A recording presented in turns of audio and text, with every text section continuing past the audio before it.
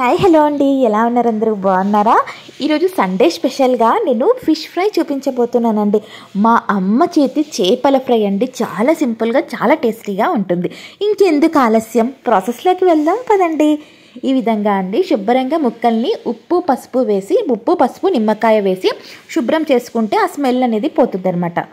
ఇప్పుడండి ఆ కడిగి పక్కన పెట్టుకున్న తర్వాత ఫిష్ ఫ్రైకి అండి ఎప్పుడైనా ఈ విధంగా సన్నగా తరిగిన ఫిష్ పీసెస్ చాలా బాగుంటాయి అన్నమాట. అందులో ఉప్పు వేసి, కారం వేసి, ఇంకా ధనియాల పౌడర్, ఇంకా వేయించిన ధనియాల పౌడర్ అని కూడా అంటాం కదా, అది కూడా వేసేయాలి అన్నమాట. ఆ తర్వాత అల్లం వెల్లుల్లి కూడా వేసేయాలి. ఈ విధంగా అల్లం వెల్లుల్లి ఇంకా ధనియాల పౌడర్ అన్నీ వేసేస్తాం కదా, వేసేసి చక్కగా మనం మిక్స్ చేయాలి అన్నమాట. ఇప్పుడు నిమ్మరసం కూడా వేయాలండి. నిమ్మరసం వల్ల టేస్ట్ అనేది చాలా బాగుంటుంది అన్నమాట. తప్పకుండా వేసేసుకోవాలి. ఈ విధంగా వేసి ఇప్పుడు వేసిన మసాలాలు, నిమ్మరసం అంతా మంచిగా పట్టే మాదిరి చేప ముక్కలకి ఈ విధంగా కలపాలి అన్నమాట. ఈ విధంగా అండి కాస్త ఆయిల్ కూడా వేసి మనం కలపాలి అనమాట. అసలు మా మమ్మీ ఫిష్ ఫ్రై చేస్తే అండి ఎప్పుడెప్పుడు అయిపోతుందా, ఎప్పుడెప్పుడు తిందామా అనిపిస్తుంది. అంత టేస్టీగా, చాలా సింపుల్గా, చాలా తొందరగా అయిపోతుంది అనమాట.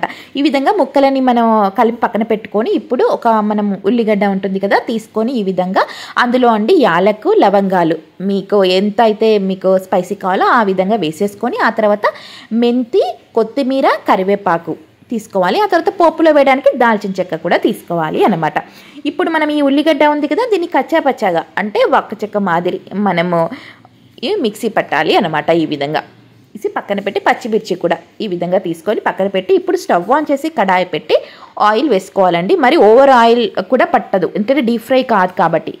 ఈ విధంగా అండి ఆయిల్ వేడెక్కిన తర్వాత మనం ఆవాలు, జీలకర్ర, సాజీరా ఇవన్నీ వేస్తాం. ఆ తర్వాత దాల్చిన చెక్క వేసేస్తాం. ఆ తర్వాత పచ్చిమిర్చి వేసేస్తాం అన్నమాట. ఈ విధంగా వేగుతూ ఉంటాయండి. ఇప్పుడు మనం ఏం చేయాలి అంటే మనం మిక్సీ పెట్టుకున్నాం కదా ఉల్లిగడ్డ, అది అందులో వేసేయాలి ఈ మిశ్రమం అంతా. ఇప్పుడు ఎర్రగా మంచిగా వేగే మాదిరి మనం చూడాలి అన్నమాట. ఈ విధంగా అండి మళ్ళీ పచ్చి వాసన పోయే వరకు మనం ఇలా ఈ విధంగా ఫ్రై చేయాలి అన్నమాట. ఇప్పుడు మెంతి ఆకు ఉంటుంది కదా, మెంతి ఆకు ఈ విధంగా వేసుకోవాలి అండి. ఈ విధంగా అన్నమాట. చాలా టేస్టీగా ఉంటుంది ఫిష్ కర్రీలో మెంతి. ఈ విధంగా అండి మంచిగా మెంతి కూడా మనకి వేగుతుంది. చూసారు, అన్నీ చక్కగా వేగాలి. వేగే వరకే ఇంకా టైం అండి. చాలా ప్రాసెస్ తొందరగా అయిపోతుంది వేగిన తర్వాత. ఆ తర్వాత అల్లం వెల్లుల్లి పేస్ట్ అక్కడ కలిపాము, పోపులో వేస్తే కూడా మంచిగా ఉంటుందన్నమాట.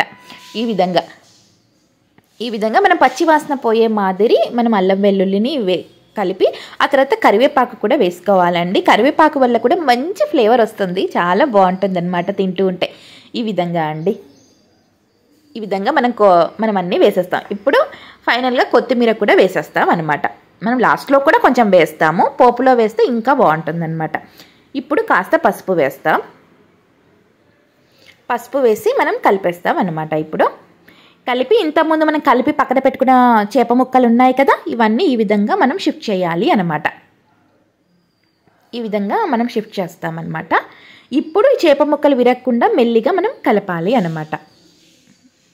ఈ విధంగా మనం చేప పీసెస్ అన్నీ మనం కలపాలి అండి. చేపల్లో అండి మనకి ఒమేగా 3 ఫ్యాటీ యాసిడ్స్ ఎక్కువగా ఉంటాయి. గుండె ఆరోగ్యానికి చాలా మంచిది అనమాట. అదేవిధంగా మెదడు పనితీరుకు కూడా చాలా మంచిది. ఈ విధంగా అండి మనం కలిపిన తర్వాత ఇంకా అందులో మళ్ళీ వేయాల్సిన అవసరం లేదు. ముందే మనం అన్ని మసాలాలు పట్టించి ఫిష్ పీస్కి ఉంది కాబట్టి మనకి ఈ విధంగా కలపాలండి. ఎక్కడా కూడా మూత అనేది పెట్టకూడదండి, గుర్తుపెట్టుకోండి. ఈ విధంగా మనకు కాసేపు మంచిగా అది ఉడికిన తర్వాత అందులో నుంచి ఆయిల్ బయటికి వస్తుంది అనమాట. ఇంకా ఆయిల్ బయటికి వచ్చింది అనగానే వావ్, ఇంకంతే కర్రీ రెడీ అయిపోయింది, ఫిష్ ఫ్రై అని అర్థం అనమాట. ఫిష్ ఫ్రై ఇంకా సిద్ధం అయిపోయింది.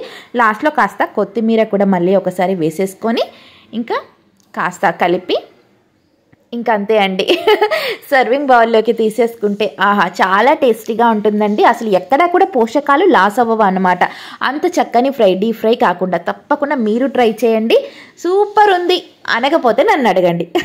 ఓకేనా? మీరు కూడా వీడియో నచ్చితే లైక్, షేర్, సబ్స్క్రైబ్ చేయడం మర్చిపోద్దు. మరో ఇంట్రెస్టింగ్ టాపిక్తో నా నెక్స్ట్ వీడియోలో మళ్ళీ కలుస్తాను. అంతవరకు బై బాయ్.